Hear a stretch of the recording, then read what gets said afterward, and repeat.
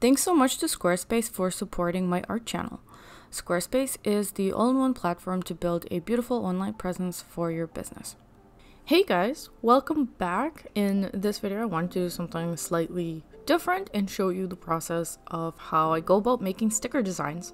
So this is a sticker pack that I made a few years ago featuring my character Sweet, and I just absolutely love stickers. Kind of been obsessed with stickers since I was little, and so doing sticker designs is actually one of my favorite things. I know that it looks a little bit different from my typical art. It's relatively flat, super shape based and focused on colors, not a whole lot of shading there, so I just wanted to show you guys how I approach this type of illustration. Thankfully lately I had the pleasure of doing a couple of new sticker designs within the same aesthetic as I just showed you in this sticker pack, and here is the process for that.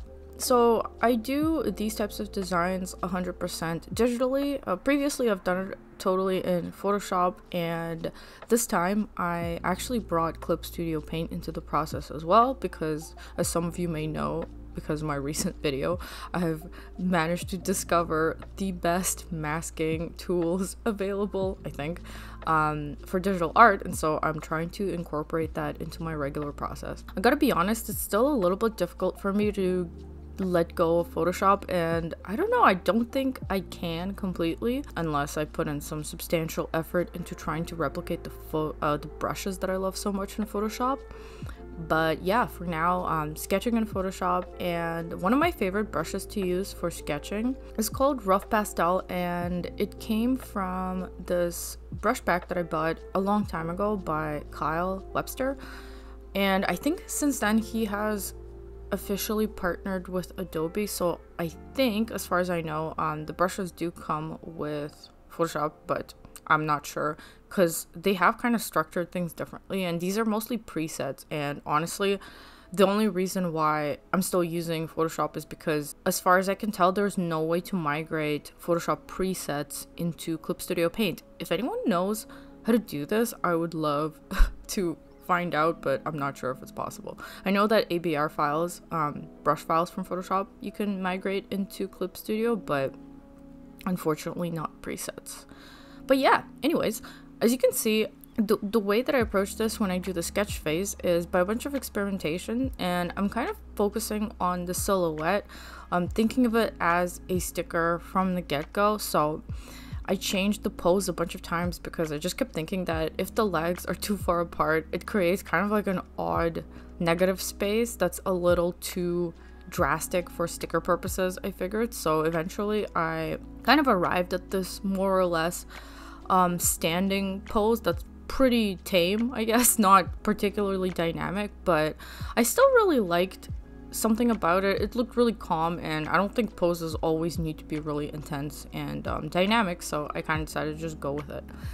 And then I moved on to the inking part, which for these types of illustrations is my absolute favorite part. And for the inking specifically, I guess for these types of drawings, I prefer this one brush called China Marker number 2. There's 2 of them in the brush pack that I purchased, so I prefer the second one. Not 100% sure what the difference is, but I also want to mention that I typically don't just use brushes straight out of the packs that I purchase. I do tend to tweak them a little bit just to suit my needs. For this one in particular, I had to just adjust the tapering to minimum width, and that's the way that I prefer it. That's not how it was originally set up, so just thought I'd mention that. And yeah, what I like so much about this brush is that it's pretty clean and it does look crisp, but it also has a prominent texture, and I've been using this brush for so many years. It's actually the brush that I used for all of the line art in the graphic novel that I illustrated a few years ago called Grimoire Noir. Speaking of Grimoire Noir, I know there's not a whole lot to say about the line art here, so I just want to mention that I've recently heard some kind of disheartening news about Grimoire Noir, and that is that they're going to discontinue printing the hardcover version of it. So if any of you guys wanted to own that or wanted to check it out or were curious about it, I guess it's probably going to be unavailable soon, and so I'm gonna put a link in the description so you can check it out if you want. The hardcover version is very nice, and I think it is much nicer than the softcover, so there's that. But anyways, before I continue, I just want to take a quick moment to talk about this video's sponsor, Squarespace. So branding is super important to me as an illustrator, and I like to keep my branding relevant to my current work, so I recently decided to update my logo. I really appreciate how quick and easy it is to do within the Squarespace platform, and all I have to do is just drop in the new image and everything is in place automatically. The next thing to do would be to match up the other visual elements to look good with the logo, and Squarespace has a great selection of fonts for me to choose from, so I can pick something that matches the branding well within minutes. I can't even express how great it is to be able to do these things so fast and without hassle, so that I can just get back to drawing. And I'm sure some of you can relate that website making is a super daunting endeavor, but ever since I started using Squarespace, I feel way more comfortable with this aspect of running my business. A great Squarespace feature I'm interested in exploring in the future is the member areas. It's a portal to secret content that can only be viewed by members who subscribe. I haven't really decided how I will monetize my comic series yet, but I think this is potentially a really good option for something like early access to pages or extra content. It would be really great to keep everything in one place, and it's nice that Squarespace allows for something like that. You can head over to squarespace.com if you want to try it out for free and design your own portfolio site. When you're ready to launch, you can head to squarespace.com/cosmicspectrumart and get 10% off your first purchase of a website or a domain. I would highly recommend Squarespace, so check it out. And now let's get back to the video. As you can see, I really go back and forth between thin and thick lines, but I don't change the size of the brush all that much. That's one of the things that I really prefer doing. Like I like to set the brush to a relatively like medium size, I guess, and really rely on how much pressure I put on the pen. So the pressure sensitivity is pretty important for me because that's how I tend to just control the line width. And it's more convenient that way as well, because switching back and forth between like brush sizes or like changing it a lot is a little bit of a nuisance. So there's that. And also I think just personally the feeling of easing the pressure / like increasing the pressure on the pen with my hand is actually one of the most satisfying aspects of art for me. Like 100%. That's something I never even really noticed up until I thought about it, and I think that's one of the reasons why I love doing line art so much. Like there's just something so satisfying about controlling the pressure and having it have such a drastic effect on what kind of lines it produces, if you guys know what I mean. But yeah, I know that line art is not everyone's favorite part of the process, but for me personally, it's just the most satisfying thing. And I really love clarifying shapes.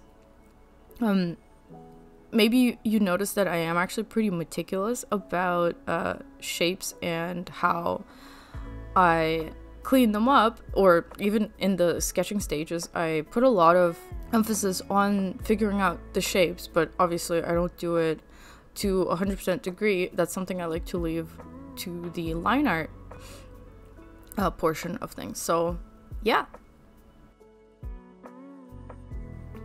As you can see now, I've moved on to Clip Studio Paint, and I'm just utilizing the wonderful lasso and masking tools that they have available. I'm still surprised that Photoshop is so crappy compared to this, and I absolutely love the little menu that pops up when you use the lasso tool in Clip Studio Paint. So since this illustration is not particularly these types of illustrations that I do are not focused on shading or anything like that, or atmosphere, or it's just purely design based. It's like eye candy.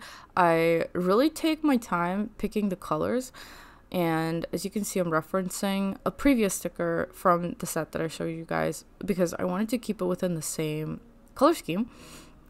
And it's always really fun for me to work within a very restricted color scheme because it really kind of allows me to flex my creativity muscles, I guess, in terms of choosing the colors. Like, some of the things are predetermined, like her hair and her skin tone will be the same, obviously, just to match things. But I had so much fun picking which colors should go where in the outfit. It's something I didn't plan out at all prior to this step, and it's one of the most enjoyable aspects of this type of sticker design process for me, aside from the line work.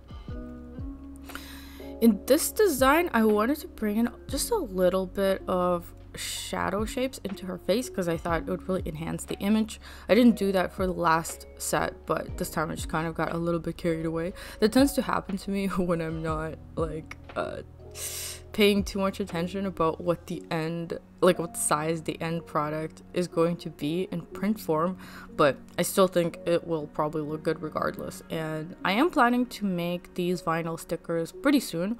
I'll let you guys know when. The previous pack, or like the pack of stickers that I did for this theme a few years ago, is still available in my shop, so I will put a link to my shop in the description as usual.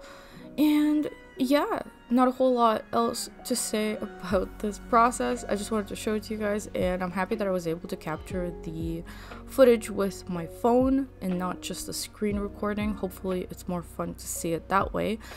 And you can also pretty easily see the speed at which I tend to do things, which can be difficult to figure out when you're just looking at a recording. And these are all the designs that I've done for this particular theme.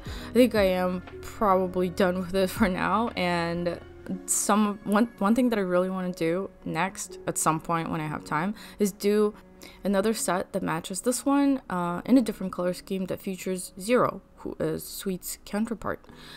So yeah, I really hope you enjoyed watching this video, and I will see you in my next one. Bye!